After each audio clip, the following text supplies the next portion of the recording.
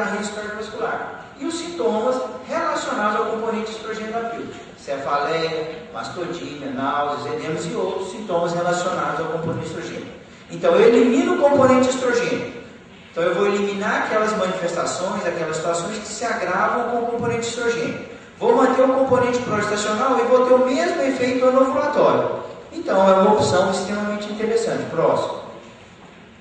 E aí que surgiu a pílula sódio-progestagênica, que é diferente da mini pílula que a gente já usava muito em pacientes em lactação no puerpério. A mini pílula só tem progestagênio, só que é um progestagênio que não tem a mesma potência dessa pílula de desogestrel, que o progestagênio da mini pílula ela é menos potente e ela não tem o efeito anovulatório que essa pílula tem de desogestrel, que ela é um anovulatório, porque suprime a ovulação em 97% dos ciclos por inibição do pico de LH no meio do ciclo. Diferentemente da mini pílula, que só bloqueia a ovulação em torno de 50%.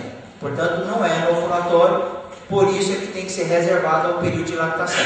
Diferentemente da pílula de progestagênio isolado, que pode ser utilizada como anticoncepcional em qualquer situação. Próximo. E para citar algumas condições clínicas onde a opção por uma pílula só de progestagênio é mais interessante do que uma opção de anticoncepcional combinado, eu vou utilizar os critérios médios de elegibilidade. Nós já estamos na 4ª edição desses critérios médios de elegibilidade. Quem tiver acesso é só copiar esse endereço eletrônico aqui, que tem acesso direto da publicação em português, e tem que ter isso no consultório para funcionar como uma ferramenta de consulta no dia a dia do consultório. Próximo. Esses critérios médios eles classificam as diversas condições clínicas em 4 situações. A primeira situação são aquelas condições clínicas que não colocam restrição ao uso do método. A segunda, o grupo 2, são as condições em que as vantagens de usar o método superam os possíveis riscos teóricos, então é mais benéfico do que maléfico. A condição 3, as condições em que o risco potencial é comprovado supera as vantagens de utilizar o método. Então é aquela situação de contraindicação relativa. Evita-se usar esse método para essa situação. Só utilizar se não tiver nenhuma outra opção e sob uma vigilância muito rigorosa. E a condição 4 é uma contraindicação absoluta para o uso do método. Essa situação clínica não permite o uso de determinado método. É inaceitável a utilização desse método. Próximo. Então, para dinamizar a nossa apresentação, eu vou apresentar alguns casos aqui para a gente ir discutindo. Se vocês quiserem participar, pode levantar a mão, dizer alguma coisa. Né?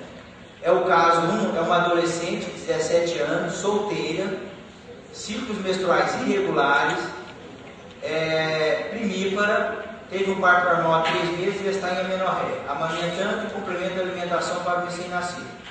Precisa de anticoncepção porque está iniciando um novo relacionamento. Qual que é a melhor opção contraceptiva para essa mulher? Aqui existem 2 situações que são 2 situações especiais. A primeira, que é uma adolescente. E a gente sabe que a abordagem da adolescente é uma abordagem diferenciada e tem que ter alguns cuidados na hora de escolher o contraceptivo. E a outra situação é que ela está amamentando. Então são 2 situações clínicas que a gente precisa de discutir para ver se tem alguma restrição para o uso de algum método de anticoncepção. Primeiro, a idade e segundo, a amamentação. Próximo. Quais seriam as opções contraceptivas mais indicadas para essa adolescente? Então é uma adolescente que está amamentando. Né? Seria uma pílula só de progestagênio, um injetável trimestral e preservativo? Seria DIU de cobre, anticoncepção hormonal combinado oral, injetável mensal? Diafragma, método comportamental injetável trimestral? Laqueadura tubar, anticoncepção hormonal combinado oral e preservativo? Injetável mensal, injetável trimestral e diafragma? Tem alguém que quer sugerir alguma coisa? O que vocês acham que é melhor? Eu sugeriria a primeira, viu? Mas se fosse minha filha, eu sugeriria para mim transar. Tá certo. Se for da sua filha, você ia sugerir para ela não transar, mas ela iria transar. Então, você, mesmo se sugerir para ela não transar, ela iria, porque ela já está transando, inclusive já teve um filho com 17 anos.